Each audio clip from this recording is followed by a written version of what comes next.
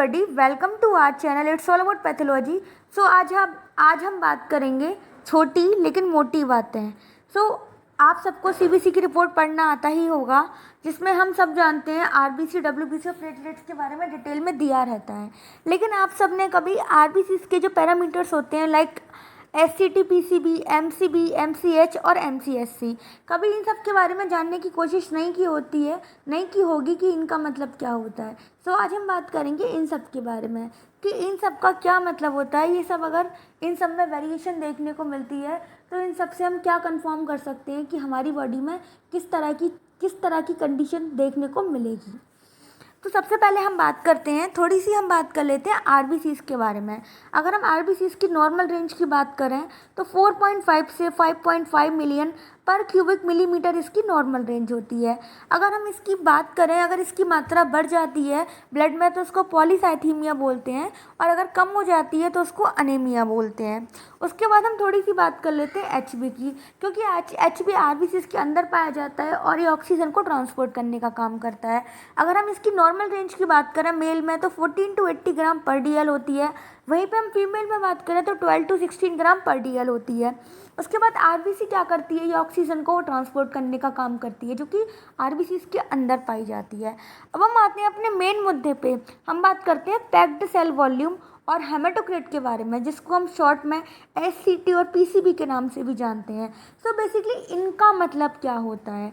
अगर हम इनकी नॉर्मल रेंज की बात करें मेल में तो 40 to 58% होती है, वहीं पे हम बात करें फीमेल में तो 38 to 47% होती है। पीसीबी क्या बताता है? पीसीबी बताता है कि आपके होल ब्लड में आरबीसी का कुल कितनी मात्रा प्रेजेंट है। ब्लड में डब्ल्यूबीसी, आरबीसी और प्लेटलेट्स तीनों सेल्स पाई जाती हैं, लेकिन पीसीबी ओनली बताती है कि आपके होल ब्लड में ओनली आरबीसी की कितनी मात्रा प्रेजेंट है। उम्मीद है आपको पैक्ड सेल वॉल्यूम का समझ में आया होगा। उसके बाद हम बात करते हैं एमसीवी की। इसको हम मीन कॉर्पस्कुलर वॉल्यूम के नाम से जानते हैं। इसकी जो नॉर्मल रेंज है वो 18 to 96 फेम्टोमीटर होती है। एमसीवी बताती है कि आरबीसी की जो नॉर्मल कंडीशन है उसकी शेप और साइज कैसी है। आरबीसी की जब भी हमको डिहाइड्रेशन, अनीमिया या आरबीसी से रिलेटेड इंजरी वगैरह होती है तो आरबीसी की शेप और आयतन चेंज हो जाता है। तो एमसीवी के थ्रू हम ये पता कर सकते हैं कि इस समय हमारी जो आरबीसी है उसका शेप और साइज कैसा है। गाइस, जब भी अनीमिया जैसी कंडीशन होती है तो उसमें आरबीसी का शेप जो है साइज गड़बड़ हो जाता है। अगर साइज आरबीसी का बढ़ जाता है तो हम उसको मैक्रोसाइट सेल बोलते हैं, और अगर कम हो जाता है तो हम उसको माइक्रोसाइट सेल बोलते हैं। वहीं पे हम बात करें एमसीएच की, तो एमसीएच को जो हम बोलते हैं मीन सेल हीमोग्लोबिन के नाम से जानते हैं। इसकी जो नॉर्मल रेंज होती है वो 27 to 33 पिकोग्राम होती है।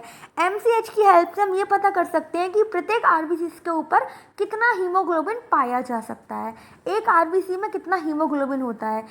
ये हम इसके थ्रू कंफर्म कर सकते हैं। उसके बाद वहीं पे हम बात करें आरडीडब्ल्यू की। आरडीडब्ल्यू को हम रेड सेल डिस्ट्रीब्यूशन विथ के नाम से जानते हैं। इसकी जो नॉर्मल रेंज की बात करें वो 11 to 40% होती है। गाइस, आरडीडब्ल्यू हेल्प करती है आरबीसी के होने वाले बदलाव में, उसके साइज और शेप में और नंबर में। अगर कोई भी कंडीशन होती है इंजरी लाइक अनीमिया हो जाता है तो उस कंडीशन में पॉलीथीमिया हो जाता है, पॉलीसाइथीमिया हो जाता है, तो उस कंडीशन में क्या होता है कि आरबीसी का नंबर कम हो जाता है और शेप बढ़ जाती है। दूसरी कंडीशन होती है कि आरबीसी का जो आयतन है वो छोटा हो जाता है और नंबर बढ़ जाता है। तो आरडीडब्ल्यू से हम यही कंफर्म कर सकते हैं कि एक्चुअल में आरबीसी जो सेल है उसकी कंडीशन क्या है, वो किस तरह की दिख रही है। गाइस, उम्मीद है आपको समझ में आया होगा एमसीबी, एमसीएच, एमसीएचसी और आरडीडब्ल्यू का मतलब। बेसिकली ये सारी चीज़ें आपको आपकी सेल के शेप, साइज, नॉर्मल कंडीशन के बारे में बताती हैं। आप आरबीसी के बारे में जान लेते हैं कि उसकी नॉर्मल रेंज कितनी है, लेकिन साथ में आपको जब आप सीबीसी की रिपोर्ट पढ़ते हैं तो आपको ये भी जानना चाहिए कि आपको इस समय आरबीसी की शेप क्या है, कैसी, उसका नंबर तो नॉर्मल है लेकिन शेप कैसी है, क्या कंडीशन है, कितनी आरबीसीज़ हैं पूरे होल ब्लड में।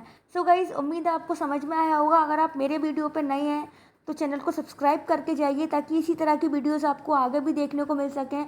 और आप मेरे व्यूवर्स हैं जो कि आप काफ़ी टाइम से देखते हुए आ रहे हैं, तो वीडियो को लाइक ज़रूर कर दें और अपने फ्रेंडों के साथ शेयर ज़रूर कर दें। Thank you for watching.